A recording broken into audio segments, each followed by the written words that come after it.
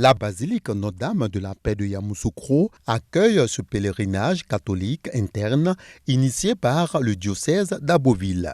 La messe d'ouverture est dite par Monseigneur Alexis Touabli du diocèse promoteur de cet événement religieux.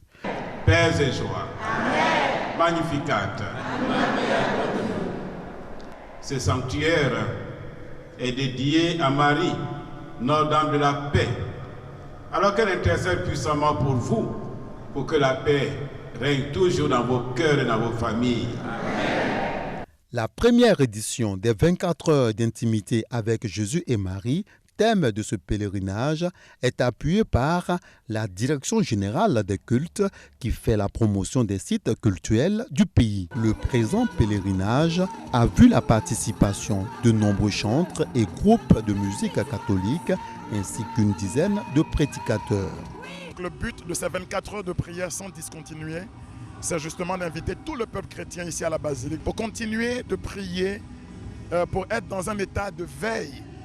On parle souvent aujourd'hui du concept de veille stratégique pour les entreprises, mais nous aussi nous prions et interpellons les uns et les autres à ne point perdre de vue que sans la paix, on ne peut rien bâtir durablement.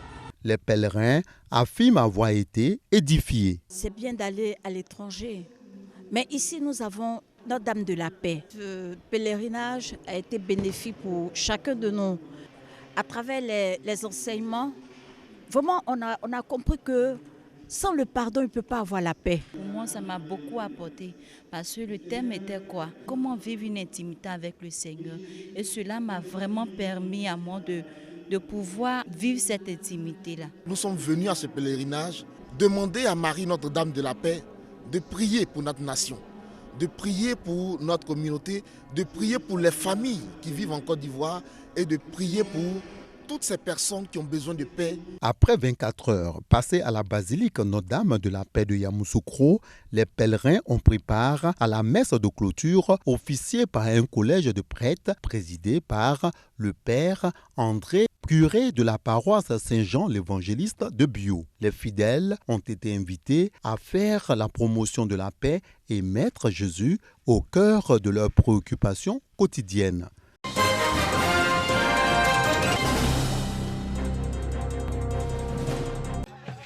Double cérémonie à Cap-Prémé, village de la sous-préfecture de Dikodougou, région du Poro. La première est consacrée à la présentation officielle de la mutuelle du village. La seconde à l'intronisation du nouveau chef de Cap-Prémé.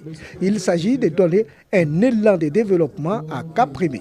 Un village qui manque d'infrastructures communautaires de base, notamment un centre de santé, l'adduction en eau potable, etc. Pour un intermédiaire légal entre le monde rural et l'administration, Sokho Dossou est nommé chef de village de Cap-Prémé. Le nouveau chef a reçu son arrêté de nomination, désormais appuyé par la mutuelle des cadres.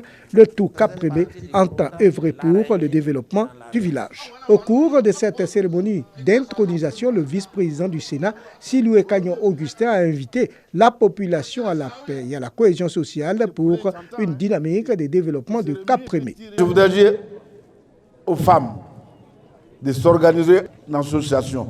Qu'elles soient une ou deux, si elles sont déjà organisées, je vais les sentir. J'ai l'habitude d'apporter mon concours aux femmes parce que j'ai commencé avec elles, après elles, ce serait certainement les hommes. Le gouvernement a pensé à faire une forte décentralisation avec un maillon qui va permettre de développer nos différentes localités. Et Cap-Prémé ne doit pas demeurer en reste. L'autorité administrative présente a exhorté les cadres à s'unir autour du chef afin de faciliter l'exercice de ses fonctions. Le nouveau chef doit agir dans l'équité et l'impartialité dans ses prises de décision.